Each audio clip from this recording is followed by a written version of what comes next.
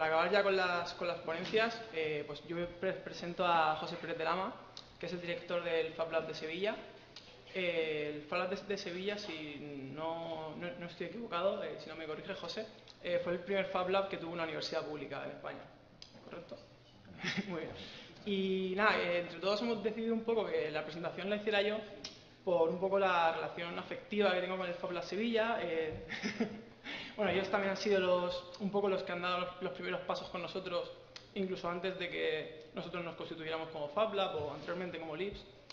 Yo tuve la suerte de estar ahí en 2009, una visita un poco fugaz a la Universidad de Sevilla, y ya empezaba a ver por los pasillos pues toda una serie de piezas que tenéis allí colgadas, que yo creo que son muy importantes porque hacen un valor de unidad en la escuela y hacen escuela. Y bueno, ya empecé a ver el mundo este de los Fab Labs y luego en 2011 también tuve la suerte de conocer a un integrante del Fab Lab Sevilla, a Juan Carlos, y bueno, pues se convirtió en un gran amigo y fue un poco el que me introdujo un poco en este mundo de máquinas, fabricación y diseño paramétrico, ¿no? Y nada, tampoco voy a enredar mucho más, ya pues os dejo con él a ver qué nos cuenta, que seguro que es súper interesante. Venga. Bueno, muchas gracias por la invitación y bueno, estoy muy contento de estar aquí en Alicante, invitado por la arquitectura, y gracias también a José, que se ha ocupado de que viniera, que nos cogió en un momento que estábamos ahí muy liados y, en fin, que muchas gracias, ¿no? Entonces, bueno, voy a hacer un poco de VJ aquí porque a los compañeros que han precedido han contado muchas cosas que más o menos tenía en la cabeza. Y entonces, bueno, tiene la ventaja de que puedes comentar sobre lo que han dicho los de antes, el inconveniente que algunas cosas ya las han contado, ¿no? Eh, entonces, bueno, he puesto esta imagen aquí primera, que, bueno, es de otra, de una conferencia que le llamé, o de una charla, un artículo que se llamaba Steps, bueno, pasos hacia un comunismo del común, de la abundancia, que era una especie de juego de palabras también de uno que se llama Gregory Bateson, que tenía un libro bastante importante que se llamaba Steps to an Ecology of Mind, el paso hacia una ecología de la mente, ¿no? Eh, bueno, y él hablaba de la inseparabilidad, ¿no? Del mundo de los ecosistemas físicos y maquínicos y demás, y de los ecosistemas de ideas, ¿no? Como que coevolucionaban conjuntamente, y que para hacer cambiar unos y otros pues hace falta trabajar en los dos ámbitos, ¿no? Pero, aunque seamos escépticos, y yo lo soy, ¿no? Pero realmente el estado de la ciencia y de las tecnologías actualmente, pues realmente, en verdad, cabría hablar de una posibilidad de abundancia, ¿no? Como se ha hablado antes, ¿no? Está claro, en el mundo de las ideas, ¿no? Y del compartir, ¿no? Ya podemos compartir con casi sin coste, con mucha facilidad, ¿no? Las ideas, y como ha explicado Alexander, si alguien tiene una idea y la comparte conmigo, tenemos ahora más ideas, no la pierde, ¿no? Aunque a lo mejor pierde la posibilidad de monetarizarla. Y incluso en otros campos como los objetos, como la energía, con paradigmas como, bueno, renovables, y llevar a la red esta idea de la energía o las redes, realmente con el avance científico y tecnológico que tenemos, cabría decir que podríamos estar en un mundo mucho mejor del que estamos, ¿no? Y sin embargo, vemos que no, que más bien estamos en un mundo un poco peor, ¿no? Por lo menos que hace 10 o 15 años o 20, ¿no? Y aquí pues yo me gusta hablar de un pensador, activista y filósofo que se llama Félix Guattari, que dice eso, que a pesar de que el mundo, bueno, que vemos como los avances científicos y tecnológicos posibilitarían realmente resolver la mayor parte de nuestros problemas ecológicos e incluso sociales, sin embargo vemos una incapacidad, él dice, de las formaciones subjetivas, ¿no? De esa ecología de las ideas, y de los grupos, de las formaciones sociales, de cómo nos organizamos en sociedad, de usar esas tecnologías de una manera para que beneficien a todo el mundo, ¿no?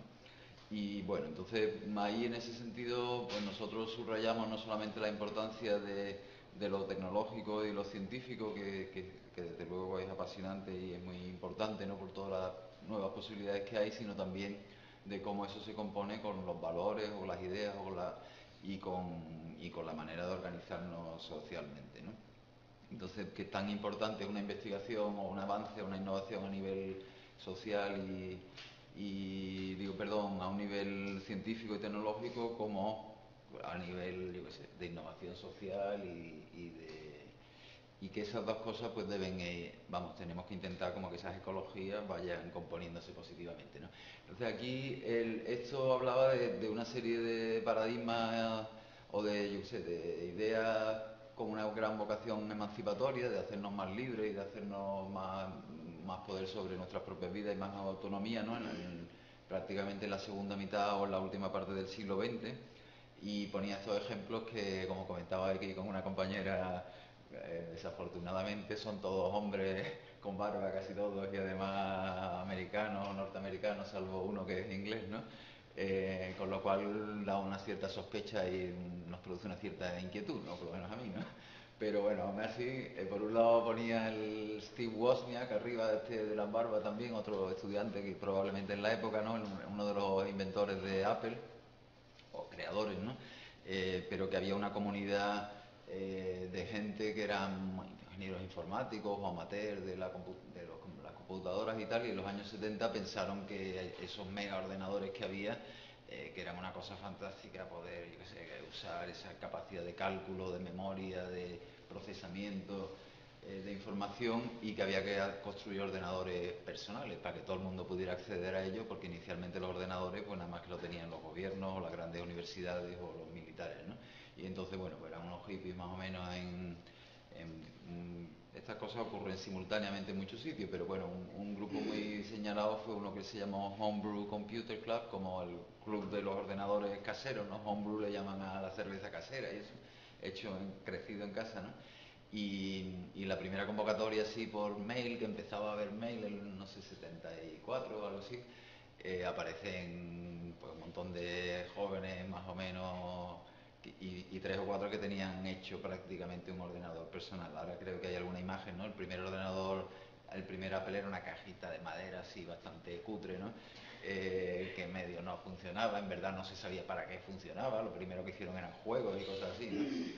Y claro, bueno, y había algunos personajes, eran más, yo qué sé, tenían una visión más política y social de este asunto, y otros pues como ya los tipo Bill Gates, ¿no?, que fue el primero que demandó a alguien que le pagara por un programa, ¿no? Antes los programas eran, pues algo escribía alguien y el otro lo usaba y tal, y de pronto, oye, estáis usando mi programa y no habéis pagado, y la gente decía, pero ¿cómo? Esto hay que pagar. Y bueno, le funcionó la idea de negocio, le funcionó desde luego. Eh, lo que no, bueno. Y había algunos personajes como Lee Felsenstein, que era otro que trabajaba en el Homebrew Computer Club, muy inspirado en Ivan Illich, y gente que hablaba de que las máquinas tenían que ser accesibles, pequeñas, tenían que poderse reparar, las podíamos controlar, no que las máquinas nos dominaran a nosotros, ¿no?, como ocurre a lo mejor a veces con Windows 8, por lo menos a mí me domina, ¿no? Mientras que, yo qué sé, pues hay otras máquinas que son mucho más la bicicleta, ¿no? Pues en principio no nos domina, nosotros la entendemos muy bien, tenemos una capacidad de transformarla, de apropiarnos de ella, no, vamos, en fin. Entonces, bueno, pues esa como distinta. Había mucha gente pensando en que los ordenadores debían parecerse más a las bicicletas que a las máquinas así más arcanas y tal, ¿no? Otro hito importante en esta genealogía que planteo, ¿no?, y que hereda el universo de los makers y de ciertas aproximaciones a la fabricación digital, que son los Fab Labs, es el paradigma de, bueno, la idea del software libre, ¿no? Software libre, algunos dicen free, como floss, free como el libre, no es que es gratis, sino que es libre, open source, de código abierto, software, ¿no? Y esto es otro programador, curiosamente muchos de estos son del MIT, del MIT, ¿no? Que trabajaba allí en el MIT en el círculo de los primeros hackers y tal, ¿no?, que son los años 50, 60, 70, ¿no? Hay algunos libritos muy guapos sobre eso, muy bonitos. Y bueno, y se llama Richard Stallman, y era un programador que era ya bastante conocido porque había escrito, que Emacs, que era digamos, una plataforma para escribir código. Y que de pronto, pues, bueno, y toda esta gente utilizaba un sistema operativo que era, ahora se me ha olvidado, bueno, lo que es ahora Linux más o menos, ¿no? Que se había desarrollado así un poco entre los programadores de la época, que no había muchos, ¿no? Y de pronto eso lo había estado pagando la empresa telefónica de Estados Unidos, AT&T, y de pronto decidió hacerlo propietario, ¿no? Y él pues quería hacer un driver para una impresora que se le había estropeado y le dijeron, no, ya no puedes acceder al código fuente. Entonces dije, pero bueno, ¿cómo? Si esto lo ha desarrollado aquí la comunidad, todos son mis colegas y no sé qué. Y entonces se dio cuenta de lo que le iba a pasar, ¿no? A principios de los 80, y inventó la idea de que se podía hacer un software que era libre, ¿no? Y entonces dijo, bueno, por ahí él da muchas conferencias, habla castellano muy bien, y bueno, es relativamente fácil verlo por aquí, luego está online, por supuesto, y tiene libros, ¿no? Entonces decía, a mí me llamó mucho la atención en una conferencia que decía, bueno, yo no sabía si eso iba a ser posible, pero bueno, luego resulta que sí lo ha sido, y quizás ahora podemos comentarnos. Al final todos los días, casi sin saberlo, usamos software libre, y nuestra vida depende en gran medida del software libre, ¿no? Porque el 60-70% de los servidores que hay en la red, que procesan nuestra información, desde Google hasta probablemente los semáforos, hasta incluso los misiles y tal, pues funcionan o con Linux o con sistemas operativos libres. Parte de Android no es libre. eh, una gran parte de las aplicaciones que usamos cotidianamente pues también son, yo qué sé, si usamos Firefox o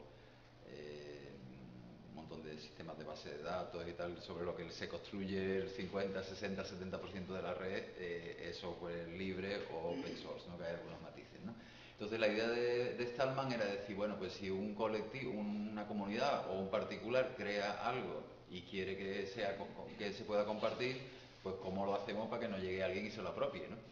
Y entonces inventó, bueno, supongo que unos asesores, y ya se fue generando una comunidad, una licencia que se llama GPL, General Public License, que lo que te dice, bueno, pues que tú, si publicas con esa licencia, publicas tu código fuente, no solamente el software, sino el código fuente para que lo pueda leer todo el mundo, que tú tienes derecho a usar, cualquiera tiene derecho a usar ese software, a leer el código fuente, a modificarlo para lo que le haga falta, y a redistribuirlo y una cláusula adicional con esa misma licencia, ¿no? De manera que se pueden generar estas comunidades que estaba hablando antes Alexander, sin que llegue alguien de pronto y diga, ahora me lo apropio y lo cierro, no sé qué, ¿no? Cuando tú te incorporas también o participas en una comunidad que tiene una licencia libre, bien sea de software o de hardware, es porque tienes esa confianza de que esa comunidad va a ser siempre abierta, y que el trabajo que tú vas a aportar ahí, bien como difusión, como usuario, como programador, como testeador, no va a ser apropiado por nadie, ¿no? Aunque siempre es un tema polémico, ¿no? Unix, el sistema operativo, perdón, que esto es un fallo, menos mal que no soy programador ni nada, porque si no me podrían... Bueno, luego otro hito en esta construcción de un ecosistema de compartir y libre, y que genera autonomía a la gente, y que no somos tan conscientes como deberíamos, es la creación o la emergencia o la invención, porque claro, en estos ecosistemas más libres es difícil decir alguien inventó, aunque Stallman sí inventó la idea de software libre, ¿no? Porque son cosas que se van construyendo con la participación de mucha gente, ¿no? Pero digamos, la World Wide Web, ¿no? La web,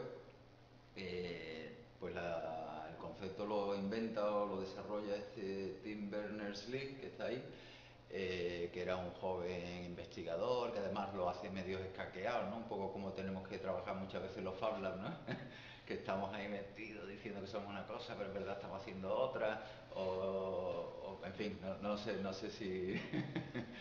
y, y entonces trabajaba en el CERN, y bueno, y una famosa memoria del año 89 con diagramita, ¿no? Y le dijeron, bueno, porque ahí trabajaban con muchos ordenadores diferentes, no se comunicaban los datos entre sí, tal y cual. Bueno, no le dediques mucho tiempo, pero puedes seguir con ese trabajo, ¿no? Entonces eso se convierte en la World Wide Web, ¿no? Porque antes los ordenadores no se comunicaban entre sí. Si tú tenías un Mac y cada mainframe, cada máquina grande, eran como muy distintas, ¿no?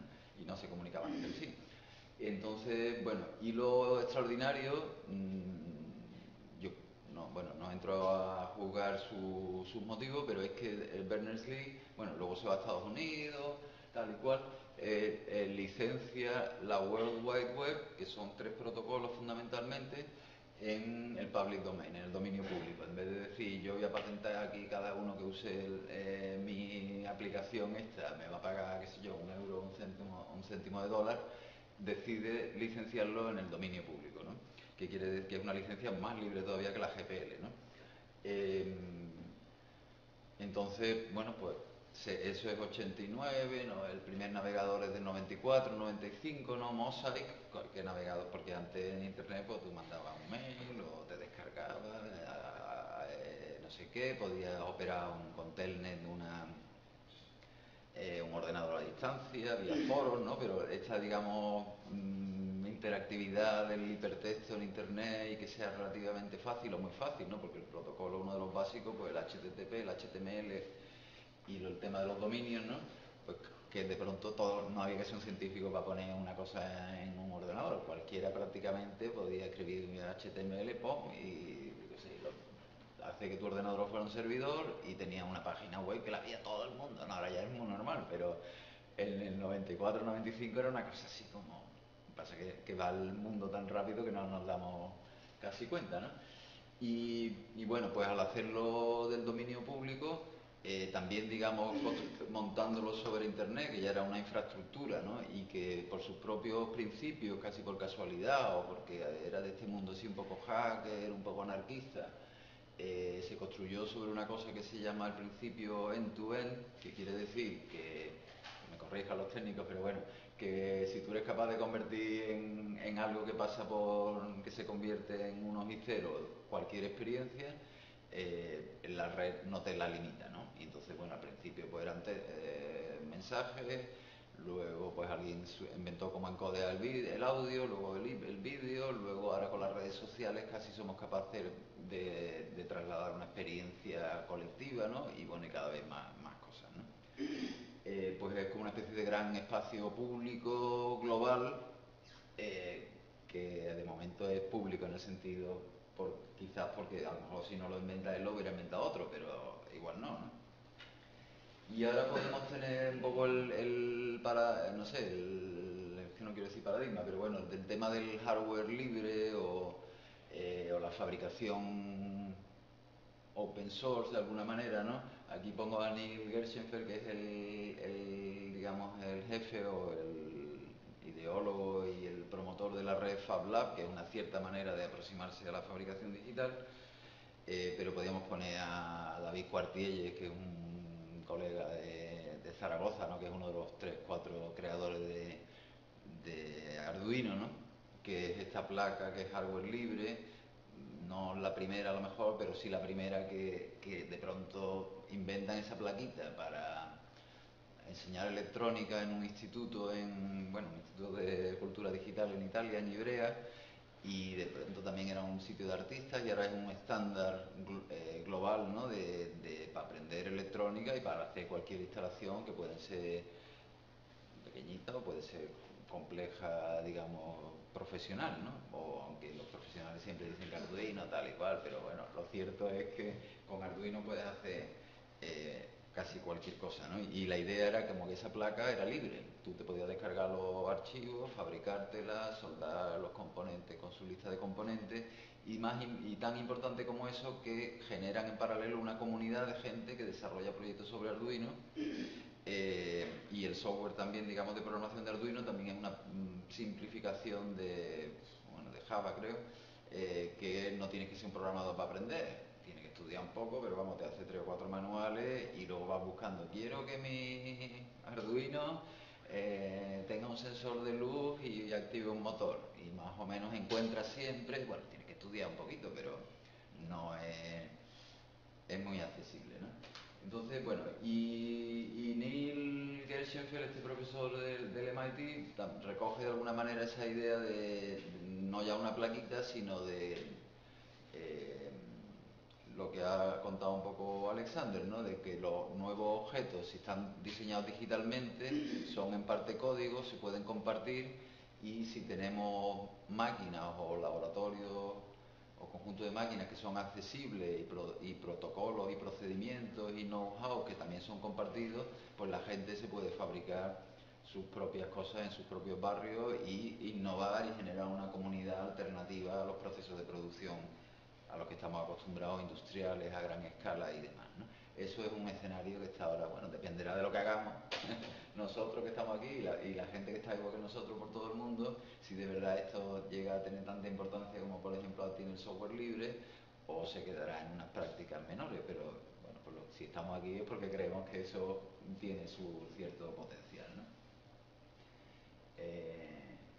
Entonces comentábamos antes que no hay ninguna mujer aquí. Y es un poco inquietante, aparte que son todos poco frikis parecen, ¿no? Y entonces, pero bueno, por un lado yo diría que también es un poco, bueno, que es inevitable, ¿no? Que está la famosa Ada Lovelace, que se supone que es la que inventa la idea de un concepto de software, ¿no? Que tú podías meter un programa en una máquina y podían ser programas distintos en 1830 o 40, ¿no? Que además era la hija de Byron, ¿no? Y es como la patrona de todas las mujeres hackers. Y luego, desde luego, en la primera generación, en arquitectura por lo menos, en la primera generación de diseñadoras, arquitectas digitales, pues ha habido y hay muy importantes, ¿no? En el IAC, que es el Instituto de Arquitectura Avanzada de Cataluña, donde está el Fab Lab de Barcelona, que es un poco el pionero de los Fab Lab y del movimiento Fab Lab en la península ibérica, el Estado español o incluso en Europa, ¿no? Primero de Europa. La que llevó allí las máquinas era una mujer que se llama Marta Malé, que ahora no está allí porque, bueno, pues ya llevaba un tiempo y creo que decidió dejarla, ¿no? Y es una persona brillantísima. Luego hay quizás otra de las más importantes arquitectas que trabajan con esto, se llama Neri Oxman, que también está en el MIR, como no, es una especie de imán y ella ahora mismo, el último proyecto que yo he visto es bastante apasionante, ¿no? Que están utilizando gusanos de seda, de los que, no sé, por lo menos cuando yo era niño siempre teníamos una cajita ahí con unos capullitos y tal, ¿no? Mezclado con, digamos, modelizaciones digitales de estructuras y estudian cómo los gusanos generan sus hilitos y tal, ¿no? Entonces hacen una especie de simbiosis, ¿no? Entre los gusanos de seda generando la superficie y las estructuras que diseñan digitalmente, ¿no? Y bueno, Zaha Hadid, otra de las arquitectas más famosas actualmente, más una experimentación más formal, bueno, trabaja su socio Peter Schumacher, ¿no? Un profesor de la IA, son uno de los, y hay un número muy importante de nosotros. Ahora quizás parece que ha bajado un poco eso, pero en un momento dado parecía que mientras que los ordenadores de la generación anterior, cuando eran solamente código y eran muy de la mente del hombre, o el estereotipo este que tenemos, ¿no? Muy mentales y muy racionales, cuando empieza otra vez los make, el hacer, los materiales, que al final hay que ensuciarse. Esto es más bien como más... La máquina no lo hace todo, la máquina te ayuda a hacerlo mejor, más preciso, tal y cual, a compartirlo, pero es muy manual, ¿no? Al final. Que es parte de lo bonito, vamos, también como lo diseña. A lo mejor tú puedes hacer un diseño que nada más que lo corte, ¿no? Y ya está, pero lo bonito es cuando empiezan a mezclarse eso, las máquinas y los cuerpos y tal, ¿no? Y bueno, pues podemos, bueno, hay que estar, que creo que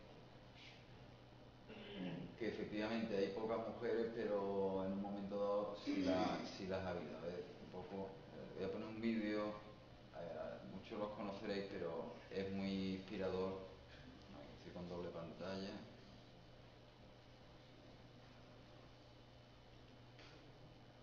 Precisamente este es un vídeo, yo creo que encargado casi seguro por Marta Malé, que hizo una exposición hace 2 o 3 años sobre fabricación. Un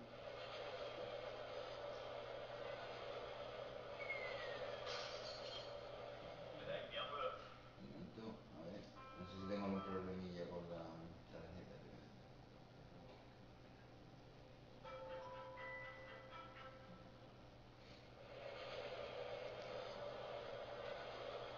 Bueno, tengo un ordenador un poco viejo y creo que no tira bien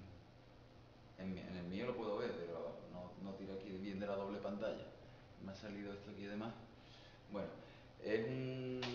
Luego, si queréis, si no lo habéis visto, yo os recomiendo, vamos, os sugiero que lo veáis, es muy, muy chulo. Entonces se llama Full Printed y presenta con un estilo así cómic, no sé si comercial, pero esta idea de comunicación muy, muy eficiente, ¿no?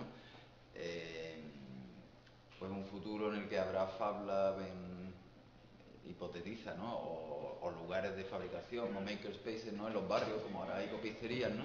Y en el cual pues tú te podrás descargar lo que cuenta exactamente un muchacho que se le rompe una taza en distintos momentos de la historia, ¿no? Y entonces con esa taza que era del abuelo, está muy preocupado, pero el niño entra en internet, ve los modelos, encuentra tal, se lo descarga, eligen un material nuevo que sea menos, que no se rompa, se van al Fab Lab del barrio y en el Fab Lab del barrio se lo imprimen, ¿no?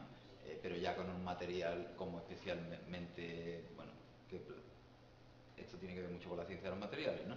Entonces, bueno, ese escenario de que podamos esta infraestructura se convierta en una infraestructura de barrio o de la vida cotidiana, ¿no? Como la copistería o la droguería o lo que sea, es uno de los escenarios que se maneja. Y en realidad, bueno, en Barcelona están ahora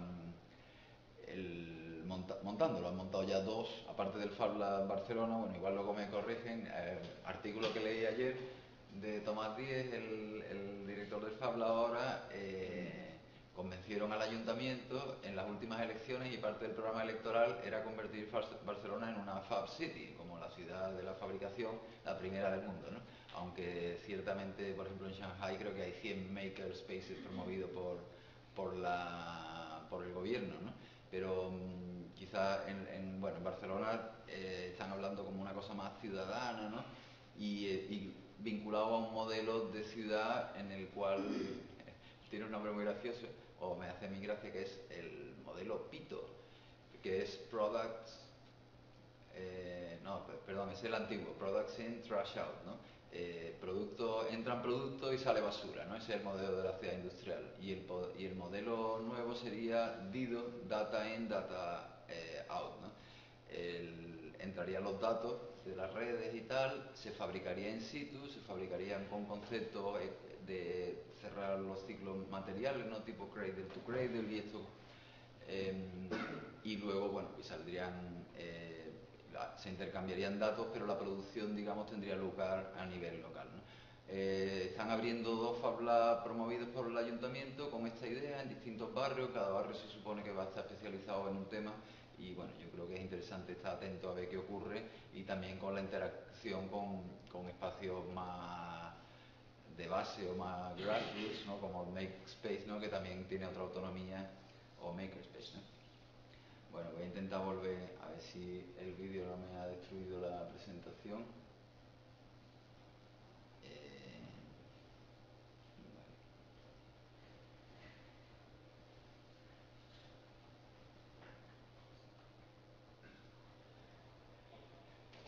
Entonces, bueno, esto curiosamente era lo que ha hablado, que me ha parecido muy interesante el director de la Politécnica al principio, ¿no? Nosotros estamos intentando algo parecido con un cierto esfuerzo en Sevilla, ¿no? Y entonces hemos tenido una serie de seminarios con la Escuela Técnica Superior de Ingeniería Informática, así se llama allí, con informática, ¿no? Y en realidad el concepto que nosotros estamos intentando desarrollar con poca fortuna hasta el momento es como un Fab Lab distribuido que tenga nodos en distintos centros de la Universidad de Sevilla y que cada nodo pues sea, digamos, bueno, pues en informática lógicamente serán mejores programadores, en ingeniería mecatrónica o como se llamen, vamos, hay un grado en mecatrónica ahora que tiene un montón de éxito, ¿no? Que es mecánica y electrónica, pues sería más especialista en máquinas, en arquitectura pues más en diseño y arquitectura, en bellas artes saben mucho de materiales, en medicina también están muy interesados porque lo utilizan, hemos hecho un par de trabajos con medicina a partir de tomografía imprimir partes del cuerpo que utilizan, bueno, para estudiar las operaciones y no es lo mismo para un médico verlo en 3D aunque se mueva y tal que tenerlo en la mano, ¿no? A la escala 1:1. Entonces, bueno, esa idea que el origen o uno de los orígenes de todo esto, o por lo menos menos un nombre muy importante es el Media Lab del MIT, de nuevo. Yo no soy, bueno, en parte soy un gran admirador y en parte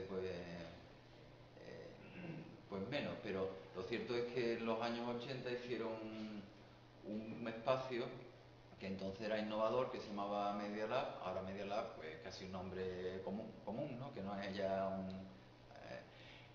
pero que lo singular que tenía era que, bueno, que tenía muchos ordenadores y el tema de informática y computación estaba en el centro, pero que era un espacio interdisciplinar al que participaban, pues yo qué sé, físicos, especialistas en educación, informáticos, muchos artistas, ¿no? Y que ha sido una de las fuentes de innovación de todo esto, ¿no? El Fab Lab ahora mismo tiene el centro de bits y átomos, que se llama, donde está el Fab Lab central, está también vinculado al MIT, ¿no?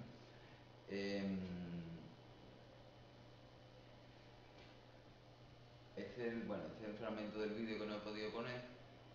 Y entonces estas diapositivas son de Neil Gershenfeld.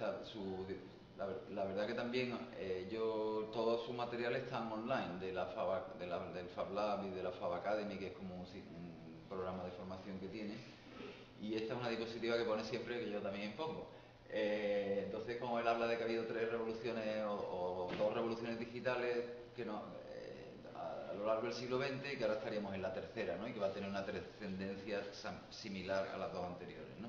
La primera, claro, esto ya lo tenemos como intro, no sé, como forma parte de nosotros, casi ni nos lo planteamos, ¿no? Sobre todo las generaciones de nativos digitales, ¿no? Los que tenéis 20, 25 años ya, esto parece arqueología, pero bueno, pues hay una revolución de la comunicación cuando se hace, pasa de analógica a digital.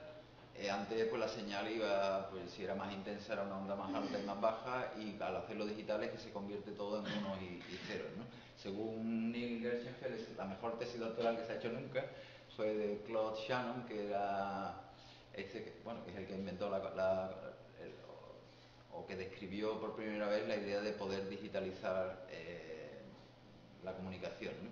Y lo interesante de eso es que tú vas haciendo las medias y lo conviertes en unos y ceros, y entonces, lo estoy explicando muy mal, pero no tiene error hasta un cierto umbral. Lo analógico tiene el error va aumentando, no sé si linealmente o bueno, no linealmente, más que linealmente creo. Y lo digital tiene un umbral que, como tú haces la media, aunque haya una cierta variación, hasta un cierto umbral es error cero. Entonces nuestras comunicaciones pues podemos mandar un vídeo. Si tuviera un error, digamos, incremental, en vez de estar aquí, estabas en Madrid o estabas en no sé qué, ese error iba aumentando, ¿no? Entonces, bueno, pues de pronto permite una precisión, aparte de mucho más eficacia en transmitir los datos, una precisión que es lo que da lugar pues, a la revolución de las comunicaciones que hemos vivido en las últimas décadas, ¿no? Un proceso parecido ocurre con la computación. Los primeros ordenadores eran, bueno, casi no sabemos ni que existen, pero eran analógicos, eran como de piezas mecánicas, se iban desgastando, cada vez tenían menos precisión porque se iban, como los coches o las motos, ¿no? Se iban desgastando los engranajes y demás, ¿no? Y entonces de nuevo, pues, bueno, se hizo convertir, digamos, la información en digital en lugar de analógica, y, y ahí, bueno, un poco no me lo sé muy bien, pero lo más fascinante es que los ordenadores, bueno, cuando fallan, pero que en general no es error cero, ¿no? Es un poco igual que hay un sistema también de medias de los unos y ceros y demás, ¿no? Entonces un ordenador, pues siempre tú haces una operación y siempre te da la misma, o procesa un vídeo y tal, ¿no? Y bueno, pues de nuevo nuestras vidas cambian con esto, por lo menos la manera de producir, la sociedad bastante, aparece la sociedad esta globalizada, ¿no? Todos tenemos ahora un móvil, no es más o menos importante en nuestra vida, pero lo necesitamos, ¿no? Y probablemente la mayor parte, sobre todo si estamos estudiando algo técnico o no, tenemos un ordenador en casa, otro aquí, otro no sé qué, ¿no? Una tablet.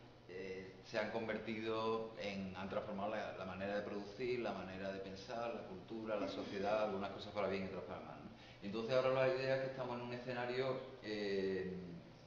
o lo que propone Neil Gershenfeld y comparte la gente de Fab Lab y supongo que algunas más, ¿no? Es que se está produciendo una revolución similar en la fabricación, ¿no? Hasta ahora la fabricación era más o menos analógica y aunque, bueno, estas máquinas existen desde los años 60, 70, también la primera máquina de CAM o de CNC, hay un pleito ahí, pero también la patente la tiene el MIT, creo que ahora tengo la patente por aquí, ¿no? Pero bueno, parece que se la disputó a un particular.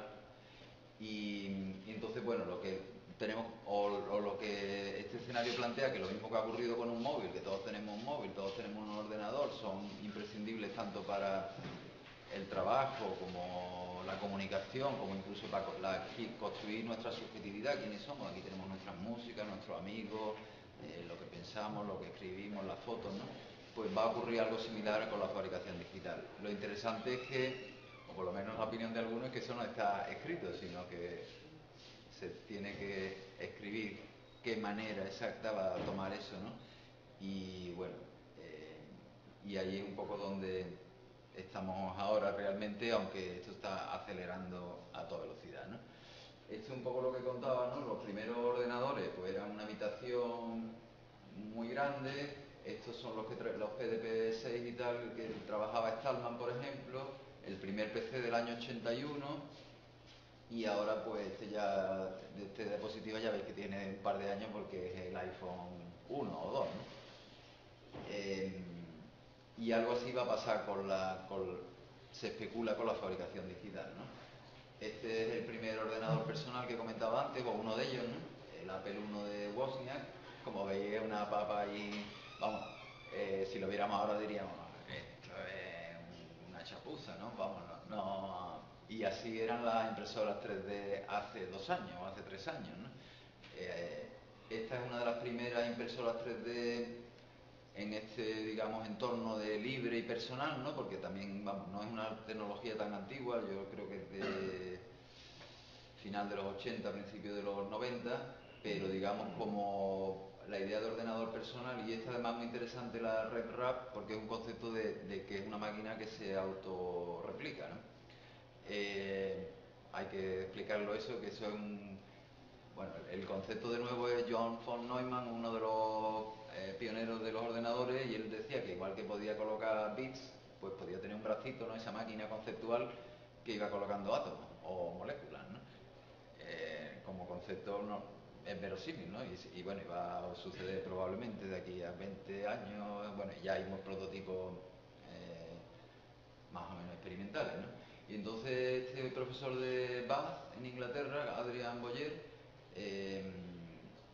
cogiendo esa idea y un poco lo del tema de la cultura libre, el open source y tal, pues lo que piensa es que puede fabricar una impresora 3D que imprima la mayor parte de sus componentes, ¿no? O sea, que puede tener un sucesor, un hijo, ¿no? O una hija. Entonces, aquí veis, esta es de 2007, un modelo así un poco más. Ahora estas te la puede hacer e imprimen súper bien, ¿no? Y lo que ocurre es que ha hecho un montón de fork, hay un montón de máquinas alternativas, y algunas de las máquinas comerciales que están teniendo más éxito así en la escala personal son derivadas de la RepRap, ¿no? Y las otras, lo interesante también que todas las otras piezas son piezas muy estándar que las puedes comprar en una ferretería más o menos normal, o en una ferretería online, pero vamos. Y bueno, lleva un extrusor, que es lo que funde, que también te lo puedes hacer tú o lo puedes comprar. Y a ver, vamos aquí.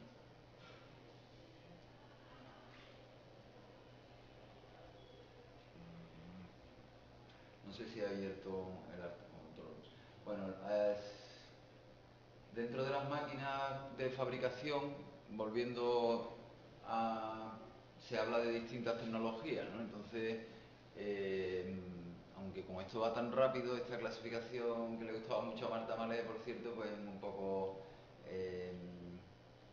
pero bueno, hay unas que le llaman aditivas, que son la más conocidas, la impresión 3D, que coge, bueno, hay muchas técnicas diferentes de impresión 3D, pero la más popular ahora mismo, porque es la que son las máquinas más baratas, pues coge, como se ha explicado antes, un hilo de plástico, de distintos plásticos, lo funde y lo va depositando por capas, y bueno, pues cada vez te da una calidad mejor, pero luego hay muchas muchas otras técnicas con calidad, precios mayores y calidades mayores, pero ya también hay soluciones do it yourself o do it with others, ¿no? Que dicen también, ¿no?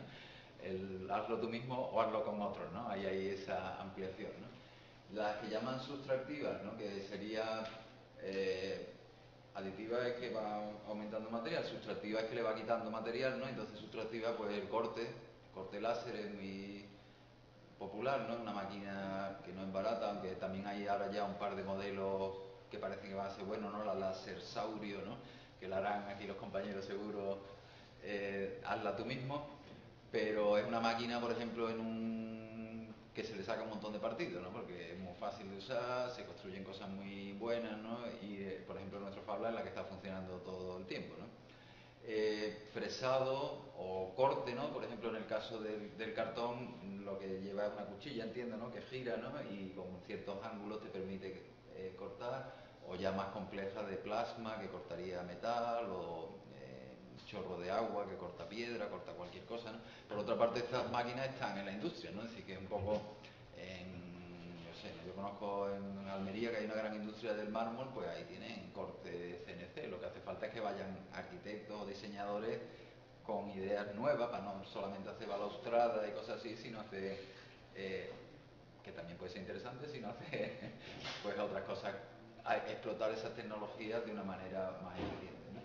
Bueno, formativas le llaman pues de doblado o plegado. Híbridas son las que combinan unas y otras, que en general suelen ser muy interesantes, ¿no? Perdón, que estoy aquí. Voy a abrir otro.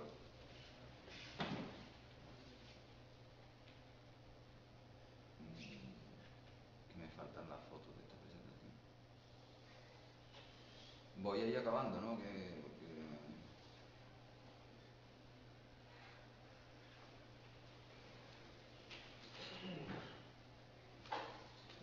Vemos un par de ejemplos y acabamos, ¿no?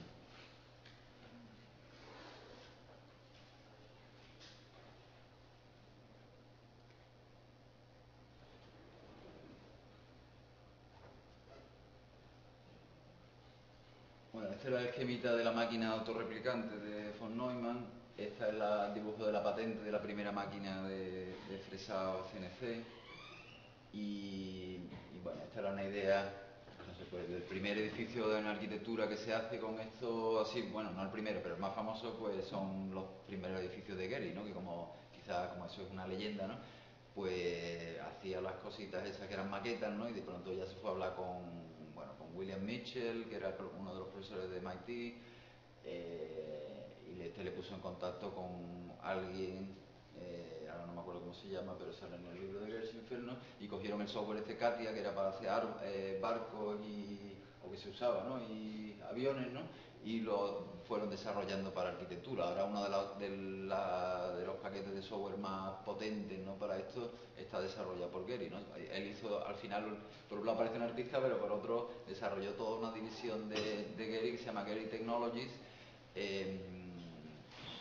para desarrollar software específico, y la Universidad de Harvard, que siempre te da una idea de por dónde pueden ir las cosas, no hacen ni, qué sé yo, ni Rhino, ni Generative Components, ni las distintas opciones que hay, sino que usan Gehry Technologies, ¿no? O Gehry Project, me parece que se llama, como software general, ¿no? Aquí, bueno, esta que está un poquito mejor, aquí algunos ejemplos, ¿no? Con temas de impresión 3D, pues hay mucha gente trabajando y muchas tecnologías, ¿no? Este, por ejemplo, muy citado, bueno, los dos, ¿no? Enrico Dini, lo que pasa es que se arruinó, creo, pero era un arquitecto, bueno, no sé si arquitecto, pero dijo, bueno, en vez de coger y imprimir en pequeñito ladrillos, pues yo voy a hacer una impresora que mida 6x6x6, que pueda imprimir un edificio de 2 plantas.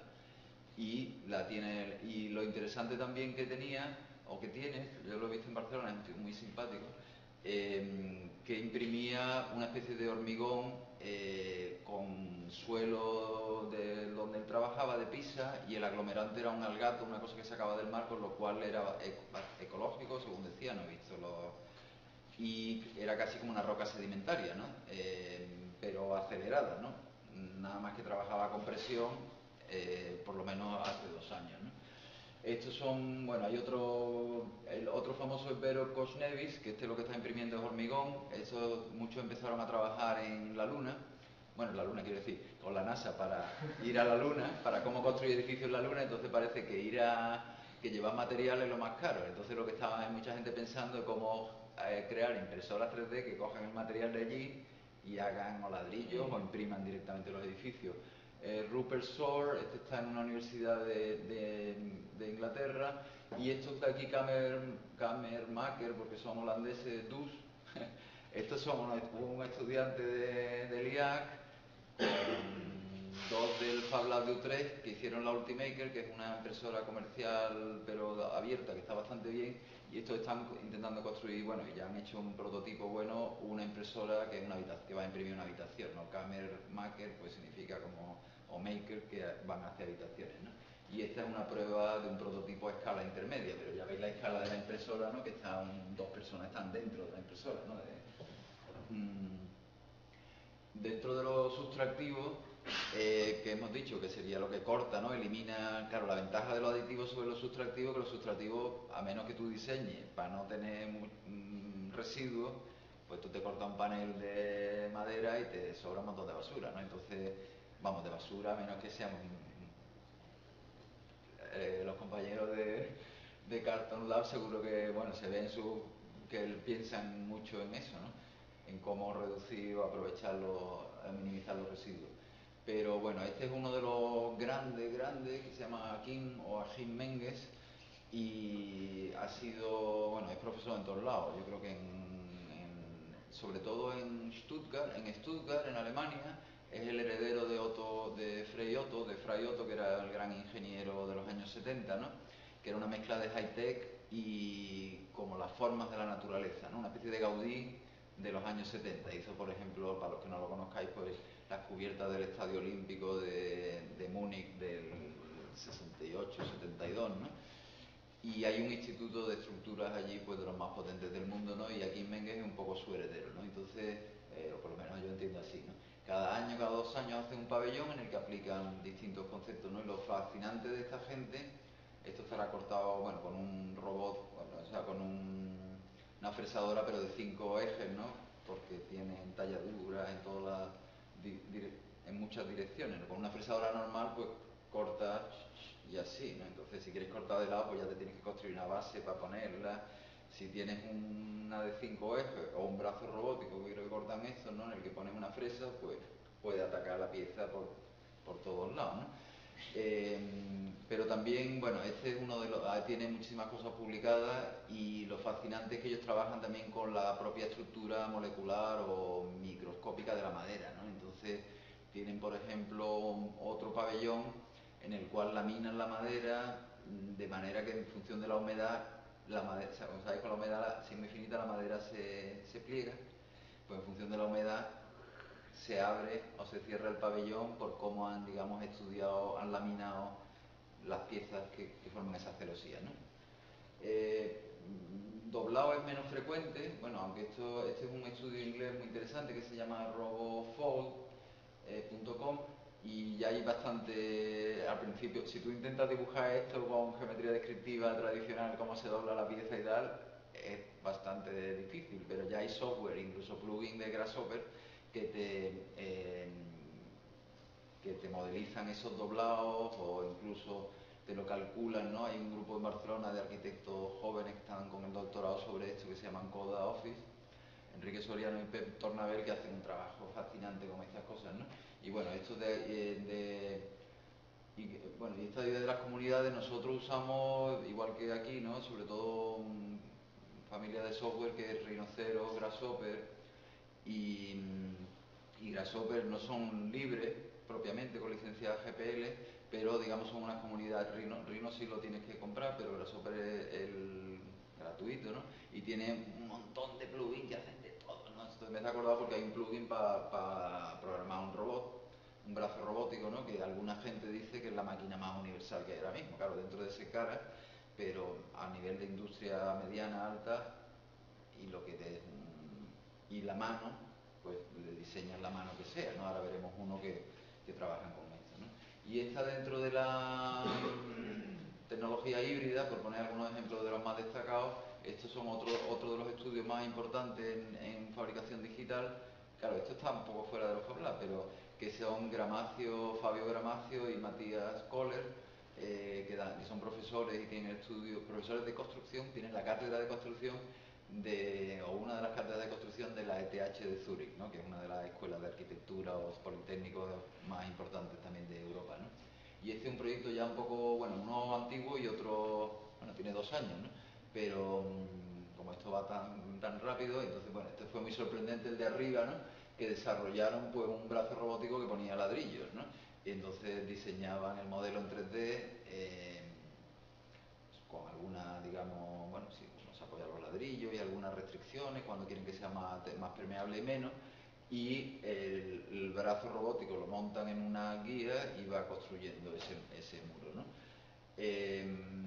Y bueno, lo que cuentan de arriba de la Bienal de Venecia de 2008, lo que cuentan es que una vez que llegaron a la sala, la ventaja de tenerlo programado era que ahora vieron la sala y tenían una idea de cómo querían que fueran los muros, pero allí lo programaron y directamente lo pusieron de otra manera, ¿no? Sobre la marcha, ¿no? Viendo el de abajo es más... Estos son muy experimentales, ¿no? Aunque ya parece que en determinadas actividades como pulir suelos y tal, en Japón los robots sí se están incorporando a la construcción de una manera normal, ¿no? Pero el de abajo los vi la inauguración, fui con una amiga arquitecta común de Juan Carlos y mía y con su hija de 2 años. Y era en la sala esta del FRAC de Orleans, que es un museo bastante interesante. Entonces estaban construyendo una torre, bueno, son bloques por Expand en este caso, y una familia de drones, de cuatricópteros, como el que nos ha enseñado Alexander, que estaban programados para ir construyendo una torre con una determinada geometría. Entonces allí tenían, bueno, pues eso duró 2 o 3 días la construcción, porque era una torre, no sé, sería 2 o 3 plantas o algo así, y había una pantalla grande en la que además estaban simulados las trayectorias de los helicópteros para que no se chocaran entre sí, para que fueran depositando en el sitio que le correspondían los ladrillos y tal, ¿no? Y bueno, pues que la idea que por un lado está bueno, que es un campo muy abierto, ¿no? Entonces esto de la robótica también es bastante interesante, ¿no? No sé si, ¿qué hago? 5 minutos más, ¿no? Y aquí tengo algunos diagramitas de, quizás, bueno, a explicar la idea, esto es un concepto del que ya se ha adelantado, pero el Fab Lab, seguimos la teoría de Neil Gershenfeld de momento, ¿no? Hasta que haya, aunque por ejemplo todo el tema de Fab City de Barcelona es una innovación, porque estos son en el fondo ingenieros y físicos y programadores, ¿no? Entonces la imaginación calenturienta de los arquitectos y de los diseñadores y de los, quizás incluso, qué sé yo, los mediterráneos y de los pueblos del sur, creo que le tienen mucho que aportar a esta gente que son más, bueno, brillantísimos, ¿no? Pero más racionalistas y tal, ¿no? Entonces, pero él habla del Fab 1.0, que sería la etapa que ya estamos, ¿no? Que es tener en un laboratorio una serie de máquinas, más o menos las mismas todo, y una serie de protocolos y maneras de hacer que te permitan hacer casi cualquier cosa.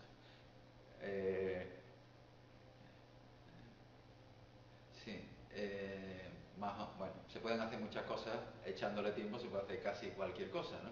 Y son 2 familias de herramientas, uno herramientas o de máquina más propiamente mecánica, una cortadora láser, una fresadora y una impresora 3D, y bueno, y una fresadora de precisión para hacer plaquitas electrónicas y una grande para hacer piezas, ¿no?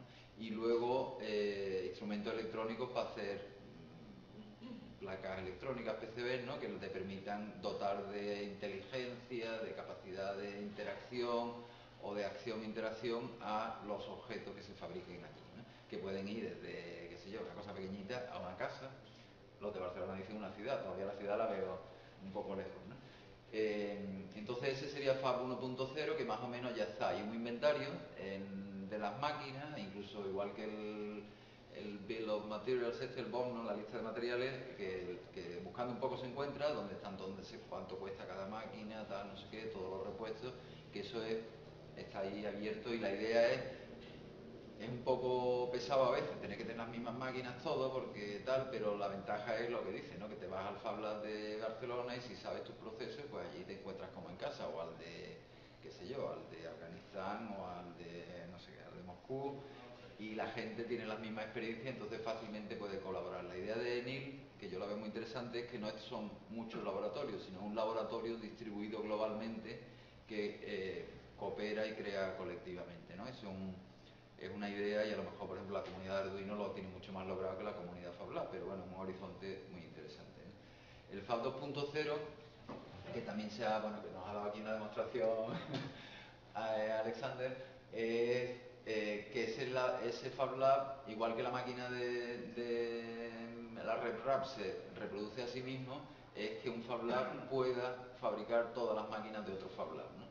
De manera que ya no solamente hace objetos, sino que hace máquinas, ¿no? Entonces, bueno, pues eso es muy interesante en muchos aspectos, políticamente también, ¿no? Porque tradicionalmente la propiedad de los medios de producción, quien era el dueño de la fábrica, era el que le podía poner las condiciones a los trabajadores. No sé qué, si tú la fábrica te la puedes hacer tú mismo o la puedes reproducir dentro de una red, pues es un escenario muy de ciencia ficción y muy futurista, pero de cambiar la relación de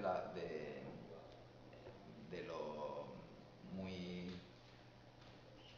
de la propiedad de los medios de producción. Y además lo interesante es que no son máquinas muy grandes y tal, pero si tú la puedes hacer, la comprendes, ¿no? Y entonces te están generando como pues yo qué sé, por ejemplo la 3D, la impresora 3D, nosotros hemos hecho una, ¿no? Sin ser electrónico tal, es un poquito difícil, pero están como muy moduladas, ¿no? Los componentes, las comunidades las documentan súper bien, ¿no? Entonces, no sé si vosotros tenéis experiencia en eso, pero bueno, la primera que yo dije, bueno, es una máquina, pero luego te pones, ¿no? Y hay como un esfuerzo por conceptualizarla de una manera como muy clara, muy... O sea, que la máquina, la impresora 3D, pues tiene una parte de estructura, de arquitectura, tiene otra parte de mecánica, que es cómo se mueven las plataformas, tiene otra parte de electrónica, pero hay como 7 electrónicas distintas que tú las puedes comprar o te las puedes fabricar, ¿no? Y las interfaces entre unos módulos y otros están muy claros, y tiene otra parte que es el extrusor, y la idea es que le puedas poner un extrusor o un pincel o distintos componentes, ¿no? Entonces esa idea de componentes o modularidad, que es muy de informática, ¿no? Como de objetos, cuyos interfaces están muy claros cómo interactúan entre sí, es parte, yo creo, de esta filosofía, ¿no? Bueno, y luego, bueno, estas son algunas máquinas desarrolladas también en Kickstarter ocurrió... Esto no es todo un paraíso, claro, el principal desarrollador, y ya creo que lo vais a ir resumiendo aquí, de máquinas 3D. No sé si estáis familiarizados con Linux, pues antes Linux era muy difícil, ¿no? Debian, no sé, nada, era más. Pero entonces salió Ubuntu, que era como una versión de Linux para que alguien que no sea un programador se lo instale en 2 horas, ¿no? O en una. Y el interfaz pues también puedes trabajar con línea de comando o puedes trabajar con ventanas como tal, ¿no? Entonces de pronto pues eso hizo que muchísima más gente... Entonces esta gente de Estados Unidos, que se llama MakerBot, pues 3 chavales jóvenes de no sé cómo se llaman ellos, Hack Lab o Make Lab o de Brooklyn, pues decidieron convertir ese concepto que era más de friki ingeniero en un producto que tú lo podías comprar por internet, te llegaban las piezas, lo montabas o te lo vendían montado, ¿no? Entonces de pronto dio un salto muy grande la máquina esta MakerBot, ¿no? Pasa que ahora, el año pasado, bueno, se pelearon un poquito entre ellos, había uno que era más radical, que se llama Zach Heuken o Smith, vamos, Heuken es su seudónimo, y habían sido un poco la vanguardia del hardware libre en un momento dado porque estaban triunfando, y ahora han vendido a una empresa muy grande que se llama Stratasys por 400 millones, y han cerrado parte del código. La máquina nueva es muy buena, pero ya no sabes cuál que... Nosotros estamos optando por comprar las dos, la libre y esta, ¿no? En fin, que no es idílico, ¿no? Que hay también se habla, ¿no? De que la innovación esta de base va muy bien al principio de cuando empiezan las tecnologías, ¿no? Pero luego llegan las mega empresas o las multinacionales, o eso ha ocurrido quizás en los últimos ciclos, ¿no? Y se apropian del negocio y del escenario, ¿no? Entonces, bueno, pues hay que luchar si queremos tener un escenario libre o más de compartir, aunque siempre queda algún espacio, ¿no? Bueno, Y los Fab Labs, yo creo que casi con esto voy a acabar, ¿no? Bueno, la 3.0 y 4.0 sería, el 3.0 sería tipo el Lego. Ese es el modelo que pone Nick, ¿no? Hay como un cambio cualitativo, entonces serían máquinas o impresoras o algo que compondrían piezas funcionales, ¿no? Entonces, bueno, igual que esto es un Lego, pero unas serían conductores, otras serían resistentes, si fuera un edificio, unas serían, yo qué sé, el cerramiento, serían eh, impermeables o controlarían los flujos térmicos, ¿no? Y lo que ellos están pensando que tuviera estas características, ¿no? De metrología como el Lego, que tú no las puedes poner la pieza mal porque encaja de determinadas maneras y no de otras. La corrección de errores sería eso, que las piezas serían funcionales, esto que digo pues sería conductor o sería resistente o sería lo que fuera, y que se pudieran desmontar, ¿no? Entonces ellos tienen varias tesis en marcha y varios prototipos sobre esto, y el FAB 4.0, bueno, hablan de que de 5 a 10 años ya será comercial, y el 4.0 sería 20 años, que sería más bien materia programable, ¿no? El ordenador más antiguo existente, según dicen, somos nosotros mismos, el DNA o el ADN, que es, digamos, una información que está codificada en las proteínas y que salimos los seres vivos de eso, ¿no? Entonces un poco trabajar en esa línea. Y con esto pues acababa. No sé si ha sido un poco caótico la presentación. Puedo poner o si no a los que nos veamos ahora, un vídeo que comenté antes vamos, un vídeo no, son diapositivas de un compañero que se llama Antonio Lara. Ah, pero es que el vídeo que me está dando error con... Bueno, si no os paso, si hay un compañero del Fab Lab en Sevilla, un profesor, bueno, joven, eh, que ha hecho este trabajo, porque claro, en la arquitectura nos dicen, bueno, ¿esto qué tiene que ver con arquitectura? ¿No? Aunque empecé al principio, ¿no? Con Gehry y compañía, ¿no? La idea, yo entiendo, como dijo también el compañero del colegio, es que cada vez más estudios están trabajando con estos procesos, ¿no? Porque, yo qué sé, aumentan la precisión, eh, la velocidad de los procesos, el uso de las herramientas permite la gestión de cambio y de los proyectos mucho más eficiente, ¿no? Y cabe un escenario de pensar que es más barato, más económico, ¿no? Lo que pasa es que lo que se está haciendo con esto en la mayor parte de los casos son más edificios así como más singulares o más lujosos, ¿no? Pero hay toda esa línea y hay bastantes proyectos o algunos proyectos interesantes de decir, bueno, como igual que en la revolución industrial se pensó en usar los nuevos materiales y las nuevas tecnologías, el hormigón, el acero, el vidrio, la impermeabilización, etcétera, para generar edificios no solamente más apropiados de su tiempo, como diría Mies van der Rohe, sino también más económicos y con un valor social.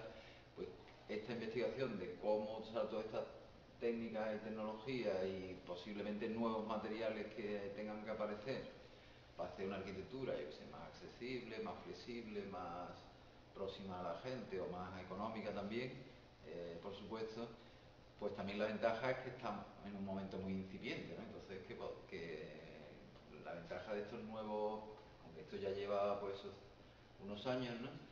Es que tú te dedicas 2 años a esto o 3 y te conviertes en mayor experto de tu entorno, ¿no? Porque el acceso a la información es fácil relativamente, comparado con antiguamente, que eran secretos, ¿no? En la época de la alquimia o de lo que fuera, ¿no? Y no hay mucha gente que, bueno, hay mucha gente que sabe a nivel mundial, pero es un buen momento al que le gusta hacerse especialista en esto, ¿no?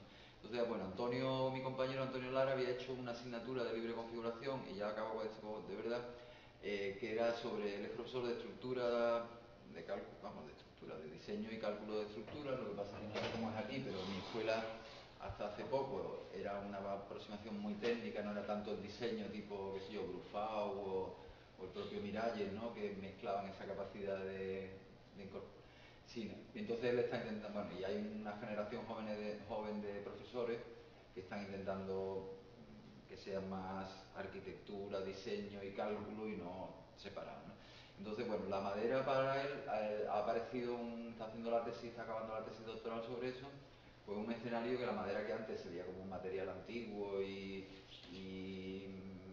poco fiable, bueno, poco fiable quiere decir, no es susceptible de ser calculado con precisión como el acero o el hormigón, pues ahora se está convirtiendo casi en un material muy de vanguardia, un material tecnológico y a la vez estas nuevas herramientas pues permiten calcularlo con mucha mayor precisión, ¿no? Entonces, bueno, por un lado, y la idea de que es un material tecnológico, pues bueno, que desde el bosque, cómo se gestiona, sistemas de información geográfica, selección de semillas, modelización de los árboles, la gestión, digamos, de los bosques ecológicos para que cómo se van cortando unos y otros, ¿no? Y luego todo el procesamiento de la madera, que es súper, hay un montón de innovaciones, ¿no? Y un montón de productos nuevos, yo que sé, el más que habla siempre el panel contralaminado, ¿no? Que, bueno, con un laminado en distintas direcciones, que es algo antiguo, pero ya hecho con gran precisión y se están haciendo edificios de 6, 8, 9, 20 plantas de 20 plantas en madera entero, ¿no? Que no es que haga falta hacer eso, pero que sí te habla, bueno, y aparte de toda eh, la estructura, vamos, los laminados y demás que ya llevan más tiempo, ¿no? Y entonces eso mezclado con la capacidad de diseño digital, de fabricación digital, pues ha generado como un escenario de nuevas arquitecturas en madera con un nivel de experimentación formal y estructural muy importante, ¿no? Aquí en Mengues, este que veía antes, sería uno de los representantes más importantes de esta tendencia, ¿no? Pero también los de Gramacio y Kohler, Toyo Ito, Amanda Levet, no sé, si os interesa os paso el vídeo, que no sé por qué no se me ve aquí, pero os paso el link. Hay un link con 25 ejemplos, ¿no? Es su tesis doctoral en proceso, pero que da una perspectiva muy interesante. Entonces los han calculado ellos con, qué sé yo, con ANSI, con SAP y no sé qué, los han modelizado, han hecho ingeniería inversa con Grasshopper de las geometrías más complejas y han construido las maquetas, pero unas maquetas, vamos, maquetas, pero modelos de las estructuras, ¿no? Que intentan que funcionen como las estructuras originales. En el Fab Lab durante el año pasado hicieron una exposición muy bonita, ¿no? Entonces, bueno, pues también ese esfuerzo de, como habéis visto a lo mejor, yo soy más del departamento de teoría y composición, pues de gente que vengan más de construcción, de estructuras y tal, e ir haciendo realidad también a escala mediana y grande de la arquitectura, bueno, en una escuela como Sevilla en la que no teníamos esa tradición, ¿no? Que pillábamos que en Stuttgart o en Londres, no sé qué, sí que hay algunos núcleos, ¿no? Y supongo, bueno, en el IAC también están haciendo un trabajo muy bueno. Bueno, pues muchas gracias y siento haberme alargado un poquito más, ¿no?